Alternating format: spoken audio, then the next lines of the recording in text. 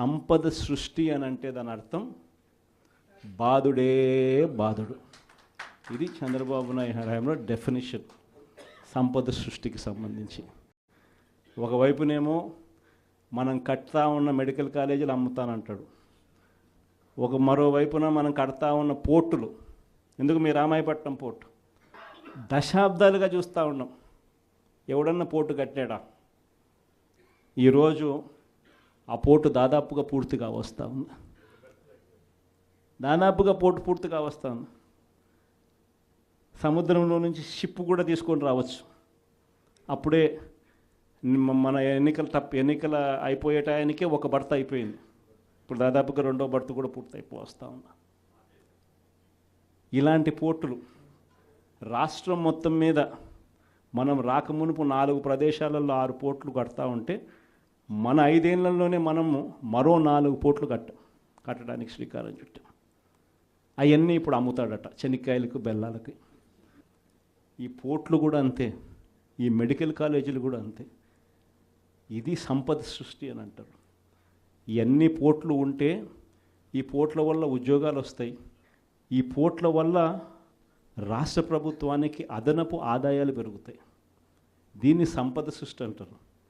ఇదే పోర్టు ఈరోజు కట్టడానికి 4,000 కోట్లు అవుతుందని అనుకుంటే ఇదే పోర్టు ఇంకొక 10 ఏళ్లలో ఇదే పోర్టు కట్టడానికి 4,000 కాదు, కావాల్సింది 10,000 కోట్లు కావాల్సి వస్తుంది.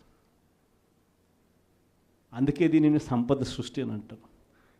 పద్ధతి ప్రకారం అమ్మే కార్యక్రమాలు పెట్టినాడు తన దగ్గర వాళ్ళకందరికీ కూడా.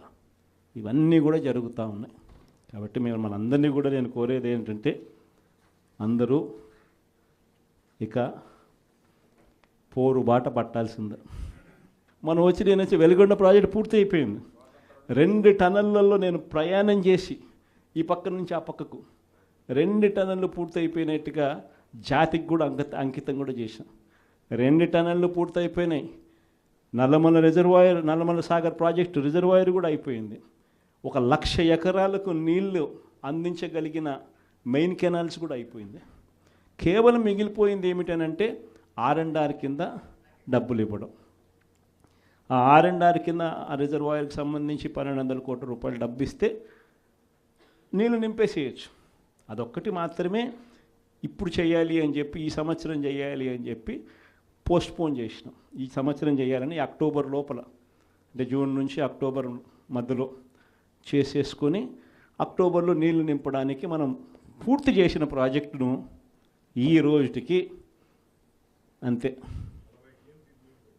52 టీఎంసీలు నీళ్లు పెట్టగలిగిన పరిస్థితి ఉన్న ప్రాజెక్టును, అయిపోయిన ప్రాజెక్టుకు కూడా R&R డబ్బులు ఇవ్వకుండా, అది కూడా రైతులకు నీళ్ళు ఇవ్వాలన్న ధ్యాస కూడా లేకుండా పక్కన పెట్టారు.